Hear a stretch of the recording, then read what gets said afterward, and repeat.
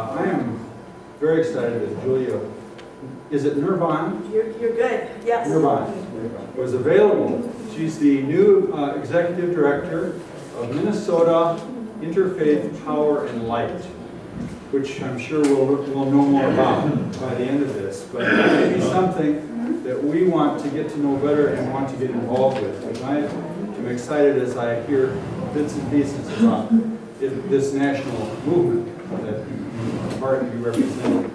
And all I know, because I'm meeting Julia for the first time, all I know is that she came by bicycle this morning, and that says a lot about her. So welcome and thank you for coming this morning. It's really a pleasure to be here. And what I'm going to do is spend the hour talking with you a little bit about the science of climate change and what we can expect. But mostly to talk about what are the kinds of things that people are doing to emotionally and spiritually deal with these realities, and also to organize around bringing peace, justice, climate security to the world. So at the end of the session, I'm hoping that you deeply think in your hearts that climate change is a social justice issue, that it has to do with the topic of today's worship, which is peace, and that you can think a little bit about how you personally engage in that. So I'm going to begin in a little bit of a non-conventional way, or maybe it's conventional for you. I want to just very quickly get a round of things up on this board about what you know about climate change. Spend time talking a little bit about the psychology and the moral call to action here. So we're not going to spend too much time talking about the details of the climate science. But all of you have access to, I imagine, computers and wise people and the ability to sort through this information. If you haven't had a chance to do so, it's useful to go and look at the the Intergovernmental Panel on Climate Change. It came out with their 5th assessment report. Anyway, the scientists have been debating. We're debating for a little while. Now we have a report out that says it's fairly unequivocal that this is happening and that there is a relationship between human activity and climate change. So we're not going to talk about that here today. I know that you guys have the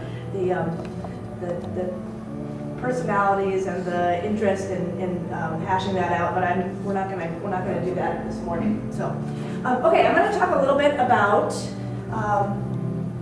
what we've been talking about, but I wanted to just call your attention to this quotation. This again is can I introduce myself a little more first? Maybe that would help. So Julia Nervin, I teach environmental ethics at the University of Minnesota. I got a PhD in conservation biology in 2003. And that's interesting because I started out as a stream ecologist studying trout and aquatic insects. Spent a lot of time with farmers in southeastern Minnesota. Love studying aquatic organisms. I find it to be absolutely fascinating. But what I realized after 3 or 4 years of spending time in the field was that this was a system that was unraveling. And that in fact, if I wanted to be an agent of change in the world, I came from I consider a very privileged background. I had the honor to get a great education and, grew up with this idea that, I can gather with other people and we can make a difference. And I say that only because I laugh at myself sometimes and examine that opinion, because I think sometimes it's dangerous to think too much about, what one little individual person can do. But what I have found is that when people gather together, in groups of people and really put their minds to it, that they can be very powerful. So I studied social movements during the second half of my education, and my dissertation was on social movements. I know Judy a little bit because I studied citizens and how they interacted with data. Could they use their data to become powerful in state government? And after that, I moved on to do experiential education with college students. Teach environmental ethics and sustainable communities at the University of Minnesota, but I also work with a group called HECUA. And HECUA does immersion education for social justice. So the reason that that's been interesting is that it's really sort of deepened that desire that I have to be part of a group of people that, whether or not they're successfully winning every battle, a group of people who believe that we're called here on earth to be part of the change that we want to see. So I talk with my ethics students. I define ethics as a character of a culture. And we think about, what is the ethos that we're all living in? What is the culture that we are part of? And I ask them to examine that and define it, and then tell me, how would you like it to be different? And if you do, what's your role in defining that? Because ethics are never permanent, they're always changing. So, how are you going to be that agent of change? So yeah, I love this quote from Changemfe Williams. The eyes of the future are looking back at us, and they are praying for us to see beyond our own time. They are kneeling with hands clasped that we might act with restraint, that we might leave room for the life that is destined to come. So it's a moral call. This is a picture of the atmosphere. I think it's beautiful. And there's the carbon dioxide. So this addresses what we've been talking about. Over the last 10,000 years, it has been warming, right? Yes. So Rolf is correct. And in fact, over the past 400,000 years, we've had a series of ups and downs. Again, I'm positive that John Abraham talked with you. Some of you maybe weren't there. But this is a profound and absolutely linchpin of your argument if you're talking to Uncle Bob or whatever at Thanksgiving dinner.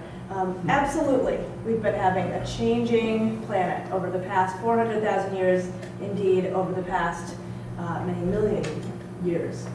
So there we go. Atmospheric carbon dioxide is tethered to temperature. Some people say it's handcuffed to temperature.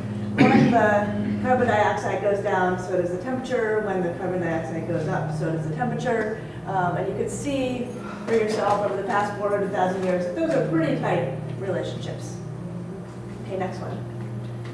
Since the Industrial Revolution, we've been doing a lot more of this, pulling old dinosaurs out of the ground and burning them. So there they are. And here's where the carbon dioxide has been going. Okay, so it's important to note, I think, that in the last 400,000 years, we've had carbon dioxide levels that have been somewhere between 180 and 280 or 90 or something like that, less than 300, that have been vacillating between, basically, 190, basically 200 and 300 parts per million. It's been going up and down and up and down. But now we're at 396. So now, before you push the next button, the question is, what is the temperature going to do? What is our expectation? So you can push the next button. And of course, this is a topic of great conversation. Is the temperature going to raise 1 degree if we have 396? The answer is unequivocally yes. We have raised the temperature of the Earth 1 degree over the past 150 years. So we know that we've gone up 1 degree and that we potentially could go up 2 degrees if we were to bring the carbon dioxide levels up to something in the neighborhood of 450 parts per million. We know that the storms have become more intense. Again, would those storms have happened? Yes, probably they would have happened, but it's the difference between a runner running on their own steam and a runner running on steroids. What we've done with 1 degree is we have increased the atmospheric humidity by about 5%, and storms with more moisture end up having more power. So every storm will not be more powerful, but some storms will be, and they have been. Now, if you have to go any farther on this question, just look at the insurance agents. The insurance agencies are absolutely serious about climate change because they know that this is going to be an expensive affair. There are some peaks there previously. Yes. What was that and why did it come down? These relate to the glacial cycles. And the glacial cycles, it's generally believed, are due to changes in the Earth's orbit. The Earth's orbit is an ellipse, not a circle. Sometimes we're closer. The tilt varies. So when the northern hemisphere has all the land, and when there's more sun in the northern hemisphere, glaciers don't develop. When that changes from the tilt, ice and snow build up. It doesn't completely melt every year, and you get a build up of the glacier. So these are basically the glacial cycles. And the last, we've had 4 big ones in Minnesota. The last one is called the Wisconsin glaciation. It melted about 10,000 years ago. Lake Agassiz melted. Giant drainage came down and created the Minnesota Valley, et cetera, et cetera.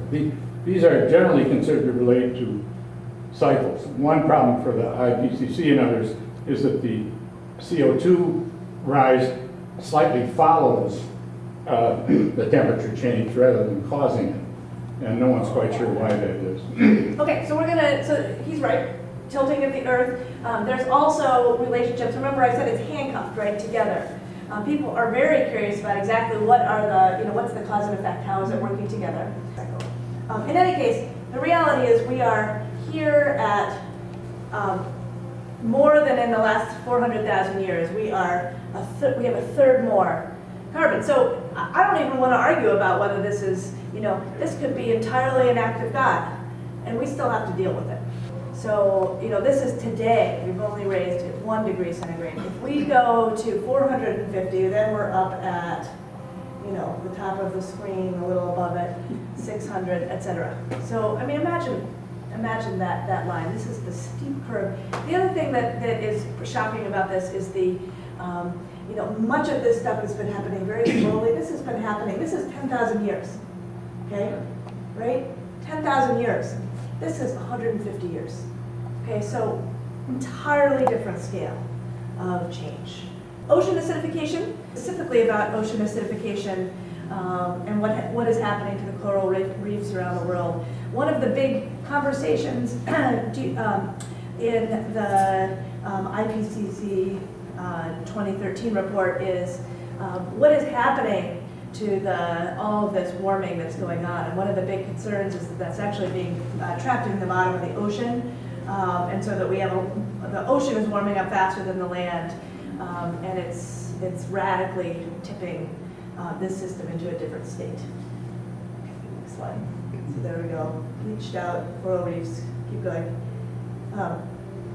Okay, this is a justice question. I go to St. Mary's Episcopal Church, a few blocks away. We have a group that is heavily invested in building a school and being in community with a town in Haiti. And their entire country is not going to wash away because it's very hilly. But I think that when we as Christians and living in a very wealthy place start to think about climate change, this is sort of ground zero when when we think about justice.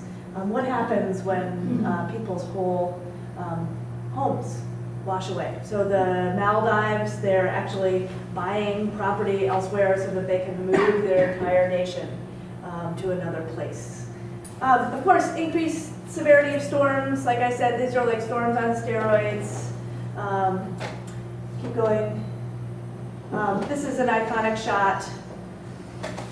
I'm assuming many of you have seen these. I'm not spending too much time, but when I think about the work that I do for Minnesota Interfaith Power and Light, there's been a lot of years that churches in Minnesota have been working on green teams. They've been getting styrofoam out of the fellowship halls. They've been doing recycling. They've been doing even putting solar panels up. And these are all super important parts of the solution. But are we talking about this in the way that we talk about poverty and hunger and justice? Why are these two conversations siloed in different places? I'll tell you a tiny story, and every one of you has a story in your own life like this probably. So I was just graduated from college and I was working at an Episcopal school. I was teaching ethics there, it felt very important. And sometimes you don't get to choose your issues. This Episcopal church was on this beautiful piece of property, and it had been given to them by some bishops that had been around in the previous 2 generations. And they were up to selling this property because they wanted to build a new science center for the church. But it just so happened that this was like the hot spot for neotropical birds who are passing through this part of Maryland. And so there were all these conservation groups that were really upset about this. So I thought that this was ironic that we were going to be selling off this nature's classroom in order to build a science building at the school. And the conversation got deeper, and I got into a conversation with my mother, and she said, Julia, I was a biology major and a religion major in college, and so I was kind of holding both of those things. She's like, how can you, I know that you care about, birds, but I care about people. And we're going to be able to make money by selling this land, and we're going to be able to provide not only education for students, but we're going to be able to increase our homelessness programs through the diocese. And I just it's like, wow. And that was my first experience in pitting people against the planet, or pitting people, for good people to be thinking that people and planet are not one and the same thing. It was just, an irony. And that story has just grown, and every one of you has a story that sounds like that, I imagine. But here we have New Orleans. A lot of this was human error, right? We didn't organize around getting poor people out of the inner city. Poor people didn't have the capacity to get out of the city. But this gives us a sort of a warning sign. These stories are our guidepost, I think, as we think about the way that we need to be walking forward as a climate movement, the climate justice movement. But here's the deal with big floods and big fires, is guess what, who comes in? We're going to talk about peace and justice for a minute. People are no longer freely able to move around. As soon as there's a problem, guess who's on the streets? It's the National Guard, now I'm not trying to be FEMA, but people do not have the freedom to go to their homes, to resume their lives. I'm not saying that this is a bad thing. We need to have law and order in a time of crisis. But if you can imagine these crises, increasing. Okay, continue. Okay, floods for decades. This is really happening. Keep going. Keep going. That's an Australian picture. Lots of stuff happening. What I put this picture in to show is that the impacts of climate change are not going to be seen the same everywhere on Earth. Some places are going to have a bigger impact than others. And the irony of this is that people here in Minnesota think that we're kind of like the going to be safe, right? Because we're in Minnesota. And Minnesota is awesome. But actually, what the IPCC recent report said is that actually the warming here could be 9 to 11 degrees. And even more Fahrenheit. And so it's actually going to warm more in Minnesota than it will warm on the coast because it's an intercontinental place. Go on. There was a presentation that the Sierra Club and Oxfam put on last week talking about the relationship between hunger, world hunger, and climate change. So this is a drought in Kenya. And you can imagine this man's livelihood with his cattle gone. This was a wealthy man, and now he's ruined. Continue. There's an image put out by Oxfam as well, but these women are harvesting dust. Somebody said it, illness and disease, whether it's Lyme's disease or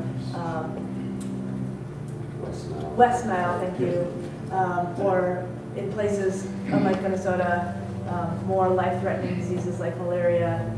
Diseases are moving around.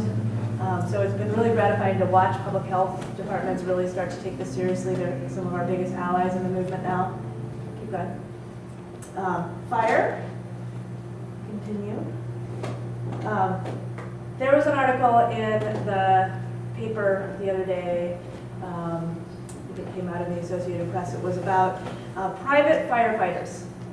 So there are companies, this is just the last couple of years, that have been building to, if you have a home in a fire-prone area and you're a wealthy person, you can spend a whole lot of money hiring the protection of a private fighting company, so that most of the homes will burn, yours will not.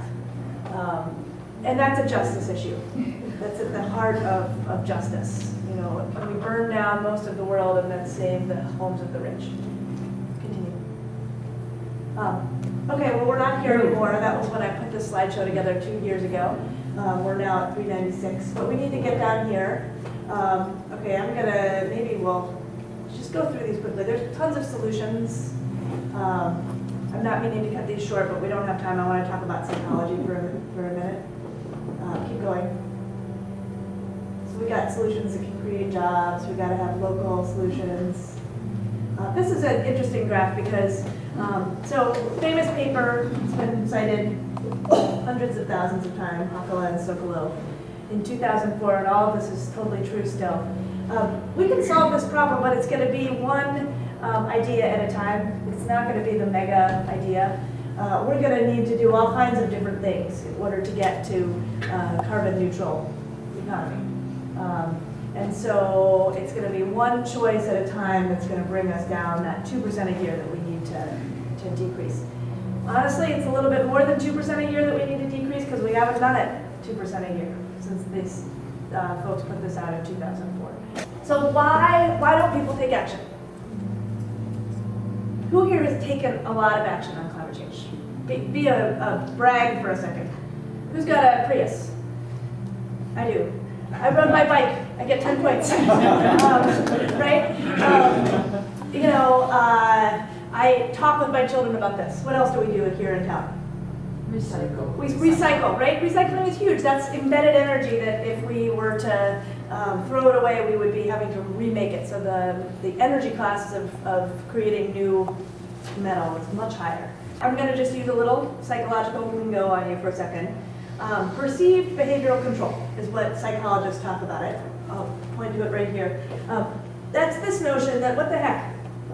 If I am a real sucker and I ride my bike to Mac Plymouth and then I'm late and my face is red, now that's going to make a good impression, right? And well, maybe in this case it was fine, but that usually doesn't play that well. And then, so I prevent my kids from doing X, Y, and Z, and we don't go on a vacation because it costs a lot of carbon to fly in an airplane. Well, so many people are doing it all around the world. What difference is it going to make if I'm a martyr, right? So why would I do that?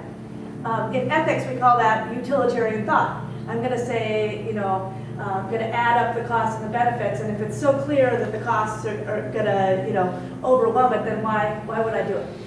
But there's another kind of ethical thought. It's called deontological thought or rights-based thought, and it said, you know what? If it's wrong to wreck the planet, I can't do it, right? So it doesn't matter if it's going to work or not. I have to have a line in the sand where I say, this is my sort of personal commitment. But I don't want to talk too much about individual thought, but that is exactly right. People all over this country have a lack of, they feel like they have no control. Okay, there is a lot of ignorance. I'm going to go through this list quickly. There is a lot of ignorance. This has been born. Why do we feel like we need to be certain, right? What is this Western, thinking paradigm that only gives credit to people who know 100% what's happening and what they're going to do about it? This is a big, big social problem. There's a lot of decisions we make that don't deal with total certainty. And I like to always bring it back to my parenting life. Do I know that if I have my child take this art class that she's going to be a, blah, blah, blah? I mean, of course not. But we set up opportunities that create positive solutions with a lot less than certain knowledge. I think that we need to address a lot of those issues about people taking personal action, but that actually personal action isn't enough. That one of the problems with climate change is that once you really go down that street and start to believe that the house is burning, that's an incredibly emotionally debilitating experience. And in our culture today, it's a very lonely experience. So we need to do a couple things. We need to think about what I think of as a three-legged stool of action in our communities. And I believe, I took this job at Minnesota Interfaith Power and Light because I think that churches are already existing communities and you have the ability to actually support each other in moving not individually but collectively towards being a powerful movement. We need to drastically change the system. It's true that bike riding and buying Priuses is not going to solve the problem. We have massive opportunities in the state of Minnesota to completely change the political opportunities for renewable energy. There's an organization called the Clean Energy and Jobs Coalition. There's over 70 groups that are part of that. This past year they got a solar standard. It's absolutely insufficient, it's not enough, but it's a big start. 1.5% by 2020 solar, with a commitment to get 10% by 2030.